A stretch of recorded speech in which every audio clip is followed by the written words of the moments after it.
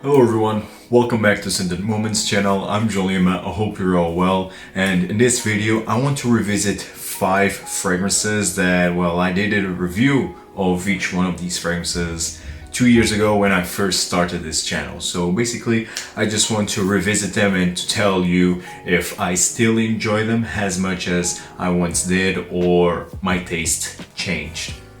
So without further ado, let's talk about these fragrances. First one that I have here is from House of Naomi Goodsir, and I have to talk more about this fragrance. It is Hors du Sérail. This one right here. Hors du Sérail is a stunning fragrance, a true hidden gem. This is all about beeswax, has mango, has tobacco, and it has rum. This is a delicious fragrance. Very sticky, waxy, honeyed, boozy, with a heavy dose of tobacco. So yeah, I still love this. This fragrance is fantastic. I really need to talk more about this fragrance because this has a tropical nuance because of the mango, and it's quite delicious. Like the mango here, it's done really well. And then you have the beeswax, like this honeyed, sticky, sweet beeswax with a heavy dose of tobacco with rum. You have also amber in here. This is a very cozy, very warm and enveloping scent. A delicious fragrance that I still love to this day, hands down, hands down. Very addictive, very sensual. It is Hors du Sérail by Naomi Goodsir, and this is actually a stunning niche brand. You also have Nuit de Bacchalité. You will also have like more fragrances that actually I don't recall the name specifically, but they all have a Cuir Velour, which is a stunning leather-based scent. So this fragrance house actually do deserve more attention, and this is just a 50 ml. I think they just sell 50 ml bottles. The price point is in the 120, 130 euros. So I mean, it's not very expensive, but also it's not incredibly cheap. Like it's a mid-range price, but nonetheless, great scent this one. If you love tobacco, boozy fragrances, honey, sweet fragrances, this is a must try. So again, it's Hors du Sérail by Naomi Goodsir. The next fragrance that I have here is from House of Ramon Monegal, and this fragrance is... I still love this fragrance. I will just say it right now. I love this fragrance and it's incredibly sensual. It is Flamenco. Gorgeous looking bottle. This is a 100 ml bottle size, and this has a very strong magnet cap. You can really pick up from the bottle. This fragrance, man, it's incredible. You have rose, this sweet jammy rose with a lot of raspberry and amber. You have a touch of woods in the base, but this is all about raspberry, jammy rose, and amber. Man, the end result is this warm, sensual, seductive, mysterious fragrance, and very addictive, very addictive. Oh man, this is fantastic. I mean, this for me was not love at first sniff, because I have a sweet tooth, but in first impressions, when I first tried this fragrance, for me this was overly sweet. So you really do need to have a sweet tooth to enjoy this one.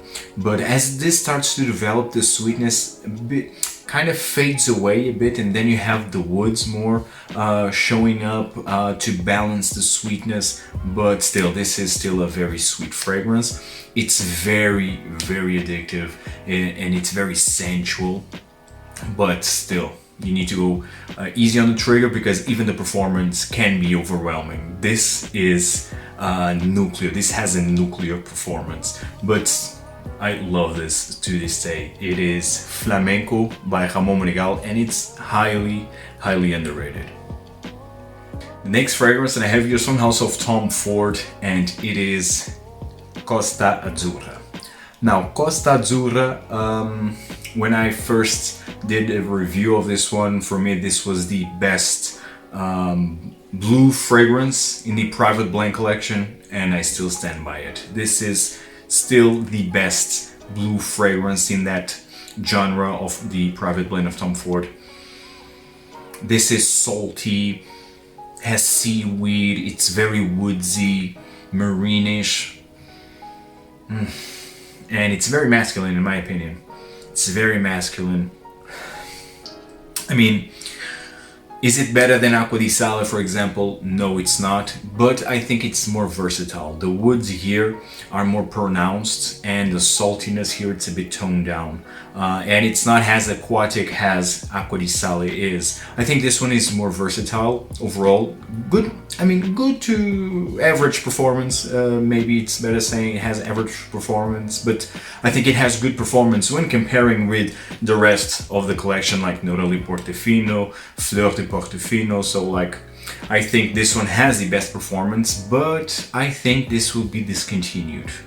I mean, there's a list that is circling around the fragrance forums of fragrances that will be discontinued from Tom Ford, and this one is in that list, just like Plum Japonais, just like Tobacco Oud. I mean, if they will really discontinue these fragrances, really a shame, because it's the best in that line. And well, I think it's very versatile. I think if you love aquatic fragrances, and if you're searching for a versatile aquatic scent, I think this one is a must try.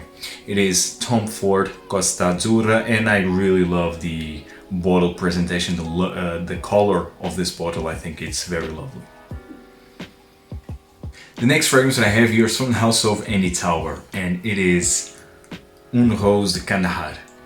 Another fragrance that I need to talk more, definitely. I already wore this a lot, and well, I think as you can see, I still love all of these fragrances. My taste did not change that much. I still love these fragrances. I'm not tired of any of these fragrances. I think they are stunning. They are all very unique in their own way, and this one is very unique. I think this is a very underrated rose fragrance from Andy Tauber. Man, this is addictive. This is fruity. You have apricot in here. You have rose, a very silky, smooth rose with lots of amber. It's resinous, it's sweet, not overly sweet. It's fruity, it's silky, and it's unisex through and through. I mean, if you love rose fragrances, I think this is a must-have, in my opinion. This is very romantic, very cozy, very enveloping. This is stunning. Perfect for fall time, actually, fall and winter, and also spring, colder days of spring. I think this works wonderfully. This is perfect for date nights. This is perfect for more close encounter situations. This is stunning. Really, really good. From Andy Tauber is Unhosed Kandahar. Last but not least, from the house of Xerjoff. This was my very first review of a fragrance from the house of Xerjoff, and it is from the Casa Marati line, is 1888. This for me is still the best from this line. This fragrance is one of the most gentlemanly fragrances that I ever experienced, and it's quite unique. You have a lot of carnation in here. Man, a heavy dose of carnation, very spicy, with lots of amber and sandalwood. Man, this is fantastic. Fantastic. This doesn't change all that much. This is, you have a heavy dose of, matter of fact, is coriander. You have coriander, you have carnation, and carnation and amber, I think these two are the most prominent notes in here, and seriously, I love the bottle presentation. Nowadays, you don't have this face, like they kind of changed the new bottles of Casa Marati. Now you don't have like this face, it's just like I don't know, like some kind of symbol in there, I don't recall, but I think they didn't reformulate the fragrance inside. So as I was saying, this is all about full carnation with amber, and then you have also a nice dose of coriander in top and sandalwood in the base. This is a very strong fragrance, but it's very gentlemanly. It's really, this might be a cliche to say this, but it's really that Italian gentlemanly scent. It's full, it's loud, it's bold, but it's still elegant, you know, it's still sophisticated in its own way. Usually sophisticated scents tend to be more tamed, more not so loud. This one is loud, you need to go easy on the trigger with this one, but the carnation with the amber here works perfectly, makes this fragrance really a true gentlemanly scent. But again, just go easy on the trigger, and this, oh man, you will shine elegance, you will shine in sophistication. Man, I love this. Really do love this. It's the best from the Casa Marati alongside Lira. I love Lira. It's one of the best vanilla fragrances, but for me, Lira, it's too feminine to my taste. Maybe because I'm biased, because I just have memories attached with Lira. My girlfriend loves that fragrance. I actually offered Lira to my girlfriend and she just swears that she loves that fragrance, so maybe I have that image attached to Lira.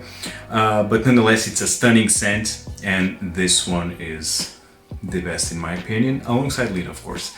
Man, Casa Marati 1888. Fantastic scent, guys. So I hope you enjoyed this video.